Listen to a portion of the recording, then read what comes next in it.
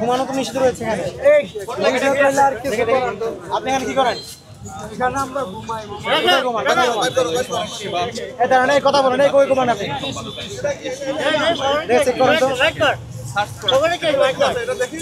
আস্তে আস্তে আস্তে আস্তে আস্তে দাঁড়ান, তাকে সময় দেন, সে করুন আস্তে।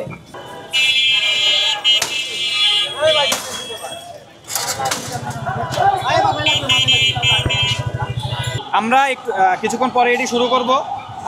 ঢাকা বিশ্ববিদ্যালয় কেন্দ্রীয় ছাত্র সংসদ, ডাকসু, ঢাকা বিশ্ববিদ্যালয় প্রশাসন এবং ঢাকা বিশ্ববিদ্যালয়ের যে স্টেক হোল্ডার আছে তাদের সম্মিলিত সহযোগিতা এটি চলবে এই ক্যাম্পাসে।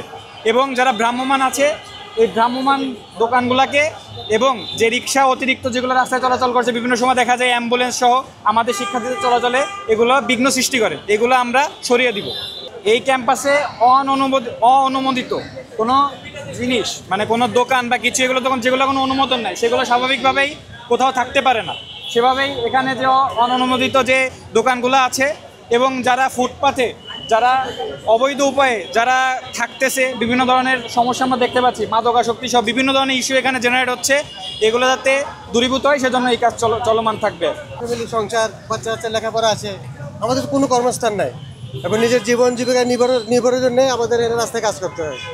যদি আমাদের কোনো ওই ধরনের কোনো সুব্যবস্থা থাকতো, কাজে কোনো ব্যবস্থা থাকতো, উপার্জনের কোনো উপায় থাকতো, তাহলে কাজ করতাম না। আমাকে কখনো বলে আমরা দীর্ঘদিন যাবো এই ফুটপাতে কাজ করতেছি।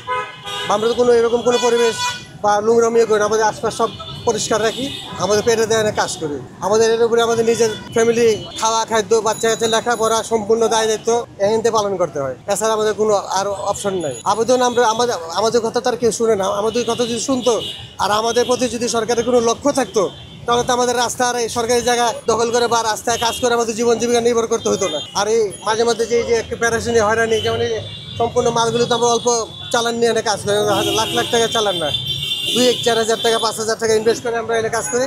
সারাবার ডেলি যে উপার্জন আসে বাচ্চা পোলাপান নিয়ে আমরা খাওয়া দাওয়া করি, সংসার জীবন জীবিকা নির্ভর করি, বাচ্চা হাতে লেখাপড়ার থেকে বহন করি। এখন হুট করে এই যে একটা প্রেশার, যে মালগুলি আমরা নিয়ে আসছি এগুলি সব নষ্ট হয়ে যাবে। অর্থাৎ আমার তো 2 পয়সা আমার কোনো ইনভেস্ট পকেটে আসবেই না, বরং আমার চালানটাও নষ্ট হয়ে যাবে। এগুলি তো সব নতুন নতুন খাবার, প্রতিদিনগুলি রেডি মাল, খাদ্যগুলি সকাল সন্ধ্যা শেষ হয়ে যায়। এখন আমি না বিক্রি করে তাহলে নষ্ট হয়ে যায়। আপনারা জানেন আমাদের ঢাকা বিশ্ববিদ্যালয় ক্যাম্পাসটা ঢাকার মধ্যবর্তী স্থানে অবস্থিত হওয়ার কারণে আমাদের ক্যাম্পাসের মধ্যে অহরহ বহিরাগতরা প্রবেশ করে। এই সমস্ত বহিরাগতদের মধ্যে একটা শ্রেণী আছে যারা আছে এখানে এসে স্থায়ীভাবে মানে থাকার ব্যবস্থা করে নেয়। এই যে মেট্রোর নিচে বা ক্যাম্পাস বিভিন্ন স্থানে তারা হচ্ছে বসতি করে ফেলে। এবং এদের মধ্যে একটা বড় অংশ যারা হচ্ছে সরাসরি মাদক সেবনে এবং মাদক বেচাকেনায় জড়িত থাকে। এবং হচ্ছে এদের মধ্যে আরেকটা অংশ তারা হচ্ছে রাত হলে ছিনতাইয়ের সাথে জড়িত হয়। এই ধরনের মানুষদের উপরে ভর করে, এই সমস্ত মানুষদের উপর ভর করে মোটামুটি ছিনতাইকারীরা এবং হচ্ছে মাদক কারবারিরা তারা হচ্ছে এই সমস্ত এলাকায় কাজ করে। সো আমরা আজকে ডাকসুর উদ্যোগে আমাদের সাথে আমাদের বিশ্ববিদ্যালয়ের প্রশাসন, প্রক্টোরিয়াল টিম, স্টেট অফিস, আমাদের সিটি কর্পোরেশনের ম্যাজিস্ট্রেট এবং হচ্ছে আমাদের চুক্তিভুক্তি প্রতিষ্ঠান গ্রিন ফিচার ফাউন্ডেশনের ভলান্টিয়াররা সহ আমরা আজকে একটা অভিযান চালিয়েছি। আপনারা দেখেছেন আমাদের এই অভিযানে মেট্রো রেল পুলিশ আমাদের সাথে ছিল, এমআরটি পুলিশ ছিল, শাহবাগ থানার পুলিশ ফোর্স ছিল। সো সকলের যৌথ উদ্যোগে আমরা ক্যাম্পাসের মধ্যবর্তী এলাকায় একটা অভিযান চালিয়েছি। সেখানে আপনারা দেখেছেন আমরা কিন্তু অনেককেই পেয়েছি যাদের কাছে সরাসরি গাঁজা পেয়েছি। আমরা সরাসরি গাঁজা পেয়েছি, গাঁজা সেবন করার অন্যান্য ইকুইপমেন্ট, পাতলা পেপার প্লাস হচ্ছে সিগারেট, আগুন, এগুলো নারিকেলের সোবরা এগুলো পেয়েছি, প্লাস ডেন্ডি পেয়েছি, জুতার গাম যেটাকে বলে আর কি, ডেন্ডি পেয়েছি। এগুলো সব হাতে নাতে ধরেছি আমরা। একসাথে উদ্বাস্ত যারা এখানে আছে তাদেরকে পেয়েছি, ধারালো কাছিও পেয়েছি আমরা। এবং হচ্ছে যে সমস্ত জায়গায় যত্র দোকানগুলো বসে থাকে ভ্রাম্যমাণ দোকান, এগুলোর ফলে ক্যাম্পাসের মধ্যে যানজটের সৃষ্টি হয়। সো এই বিষয়গুলো আপনাদের সামনে আমরা দেখেছেন, আপনার সামনে আমরা এগুলো করেছি। সো আমরা হচ্ছে মোটামুটি ডাকসুর উদ্যোগে এগুলো এখন আপাতত সাময়িক অভিযান চালাচ্ছি, বাট আমরা পার্মানেন্ট সলিউশনের দিকে যাব। আমরা এইভাবে মোটামুটি এই যে আজকে অভিযান চালিয়েছি এরকম অভিযান আমরা টানা 7 দিন চালাবো। এই সমস্ত এলাকায়, পুরো ক্যাম্পাস এলাকায় টানা 7 দিন অভিযান চলবে।